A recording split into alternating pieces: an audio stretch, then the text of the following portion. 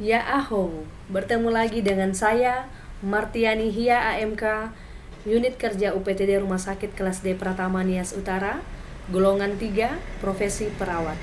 Saya adalah peserta Latsar CPNS Formasi 2021, Angkatan 14 Kelompok 3. Kali ini saya akan mempresentasikan mengenai Core Values ASN yang terakhir yaitu kolaboratif. Pengampu materi adalah Ibu Yamnur Mahlia SST MKes. Kolaboratif pemerintah. Irawan 2017 mengungkapkan bahwa kolaboratif governance sebagai sebuah proses yang melibatkan norma bersama dan interaksi saling menguntungkan antara aktor governance. Kolaboratif pemerintah mencakup kemitraan institusi pemerintah untuk pelayanan publik, sebuah pendekatan pengambilan keputusan, tata kelola kolaboratif, serangkaian aktivitas bersama di mana mitra saling menghasilkan tujuan dan strategi dan berbagi tanggung jawab dan sumber daya. Ansel dan Guest membangun 6 kriteria penting untuk kolaborasi, yaitu 1. Forum yang diprakarsai oleh lembaga publik atau lembaga. 2. Peserta dalam forum termasuk aktor non-state. 3. Peserta terlibat langsung dalam pengambilan keputusan dan bukan hanya dikonsultasikan oleh agensi publik. 4. Forum secara resmi diatur dan bertemu secara kolektif. 5. Forum ini bertujuan untuk membuat keputusan dengan konsensus, bahkan jika konsensus tidak tercapai dalam praktik. 6. Fokus kolaborasi adalah kebijakan publik atau manajemen. 3 tahapan dalam melakukan asesmen terhadap tata kolaborasi. 1. Mengidentifikasi permasalahan dan peluang. 2. Merencanakan aksi kolaborasi. 3. Mendiskusikan strategi untuk mempengaruhi.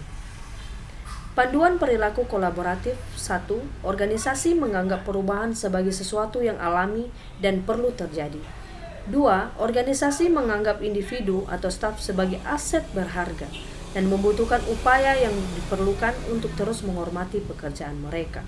3. Organisasi memberikan perhatian yang adil bagi staf yang mau mencoba dan mengambil resiko yang wajar dalam menyelesaikan tugas mereka, bahkan ketika terjadi kesalahan. 4. Pendapat yang berbeda didorong dan didukung dalam organisasi. Setiap kontribusi dan pendapat sangat dihargai.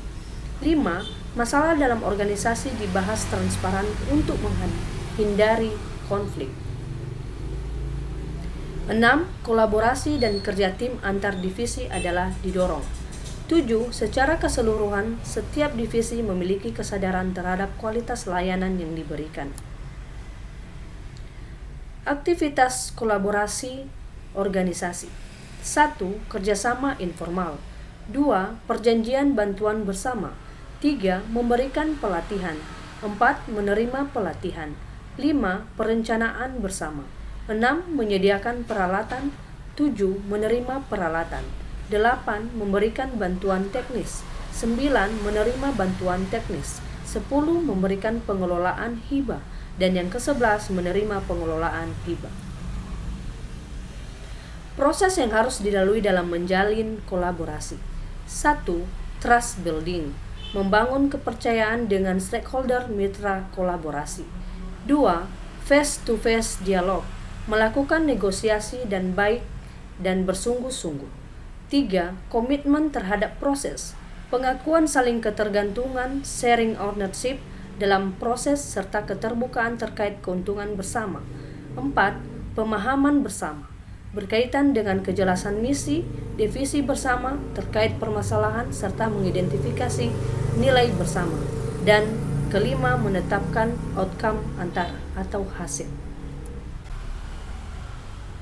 Dalam konteks pemerintah, faktor yang mempengaruhi keberhasilan dalam kolaborasi antar lembaga pemerintah: 1. Kepercayaan. 2. Pembagian kekuasaan. 3. Gaya kepemimpinan. 4. Strategi manajemen. 5. Formalisasi pada pencapaian kolaborasi yang efisien efektif antara entitas publik. Faktor penghambat kolaborasi. 1. Ketidakjelasan batasan masalah karena perbedaan pemahaman dalam kesepakatan kolaborasi. 2. Rule of government atau istilahnya WOG adalah sebuah pendekatan penyelenggaraan pemerintahan yang menyatukan upaya-upaya kolaboratif pemerintahan dari seluruh sektor dalam ruang lingkup koordinasi yang lebih luas guna mencapai tujuan bersama dalam bidang pembangunan kebijakan, manajemen program, dan pelayanan publik. WOK juga dikenal sebagai pendekatan intelijensi, yaitu pendekatan yang melibatkan sejumlah kelembagaan yang terkait dengan urusan-urusan yang relevan. Manfaat WOK: efisiensi, sharing informasi, lingkungan kerja, daya saing, akuntabilitas, koherensi kebijakan, biaya, pemborosan, duplikasi pekerjaan, inkonsistensi kebijakan, waktu penyelesaian layanan tertentu. Praktek WOK ada 4. 1. Penguatan koordinasi antar lembaga. 2. Membentuk lembaga koordinasi khusus. 3. Membentuk gugus tugas. 4. Koalisi sosial. Tantangan WOK: 1. Kapasitas sumber daya manusia dan institusi. Kapasitas sumber daya manusia dan institusi yang terlibat dalam WOK tidaklah sama, sehingga ini menjadi kendala yang sangat serius di dalam pendekatan WOK. 2. Nilai dan budaya organisasi. Seperti halnya kapasitas sumber daya manusia dan institusi, nilai dan budaya organisasi pun menjadi kendala manakala terjadi upaya kolaborasi sampai dengan penyatuan kelembagaan. 3. Kepemimpinan. Kepemimpinan menjadi salah satu kunci penting dalam melaksanakan WOK. Kepemimpinan yang dibutuhkan adalah kepemimpinan yang mampu mengakomodasi perubahan nilai dan budaya organisasi, serta meramu sumber yang tersedia untuk tujuan yang diharapkan. Kolaboratif memiliki kata kunci: 1. Kesediaan bekerja sama. 2. Sinergi untuk hasil yang lebih baik. Kalimat afirmasi kolaboratif adalah: kami mendorong kerjasama yang sinergis. Panduan perilaku: 1. Terbuka bekerja sama dengan berbagai pihak. 2. Mendorong terjadi sinergi untuk mendapatkan manfaat dan nilai tambah. 3. Bersinergi untuk mencapai tujuan yang sama. Di sini saya akan menampilkan contoh video Core Values ASN kolaborasi. Selamat menyaksikan. Selamat pagi, Bu. Selamat pagi, dokter. Gimana keadaannya? Sudah mulai sembuh.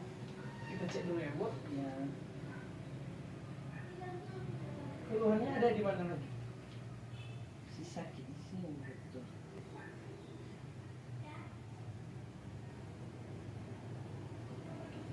Sustensi Bu Mendrova tadi berapa?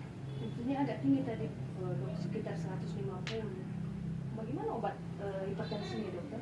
Oh, diberhentikan aja. Tapi sekitar 1 jam lagi diinfus.